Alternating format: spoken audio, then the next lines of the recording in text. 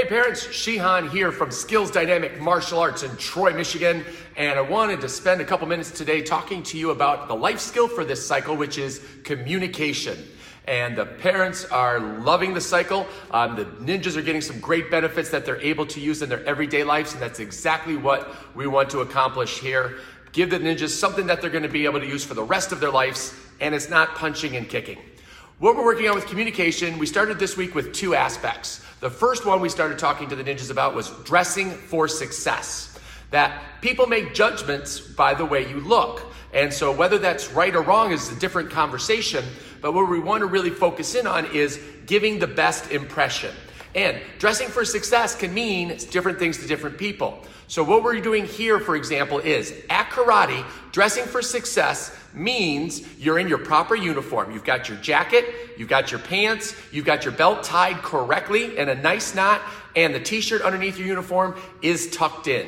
That means you're going to be dressed for success for karate class because you're in the uniform looks correct, it looks proper, you're going to be able to perform better because you look better.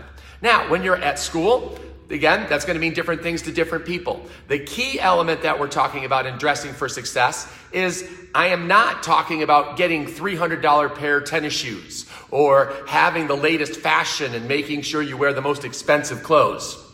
That's not what we're talking about. What we're working towards is making sure that whatever you're wearing, that it's appropriate for where you're going and what you're about to do. One of the parents brought up a great point as well about making sure it's weather appropriate. Middle of winter when it's 10 degrees below zero, wearing shorts, probably not the best idea. You're not really dressing for success because you're likely to be cold and you're not going to be able to perform at whatever it is that you're doing.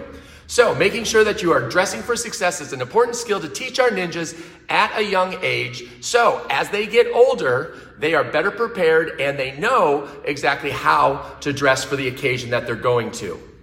The other thing we started talking about was using our bodies. Body language is up to 80% of communication. Without using our mouth, our bodies talk all the time. So that's what we're teaching our ninjas. That if you're at school and you're sitting all slouched and down and all sitting, right? At that point, your teacher's going to think that you're bored and you're not paying attention.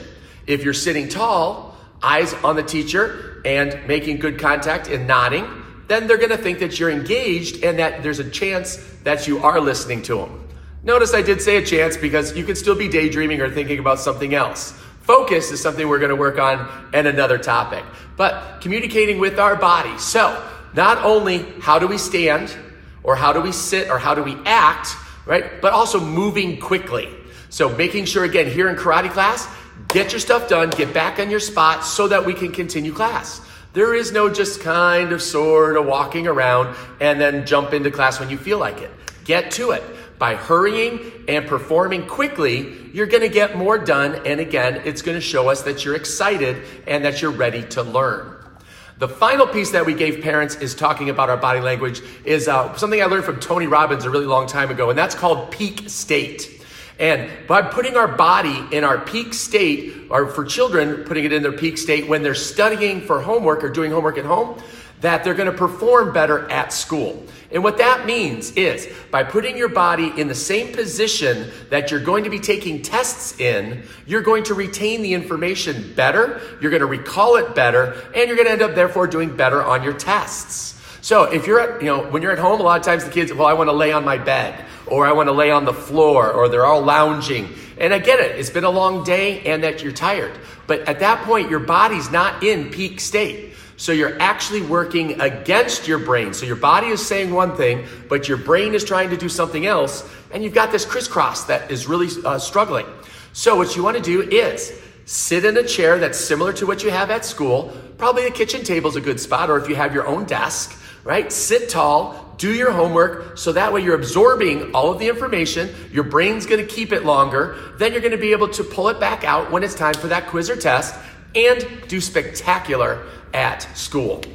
So there you have it. This is just the first couple of weeks of communication.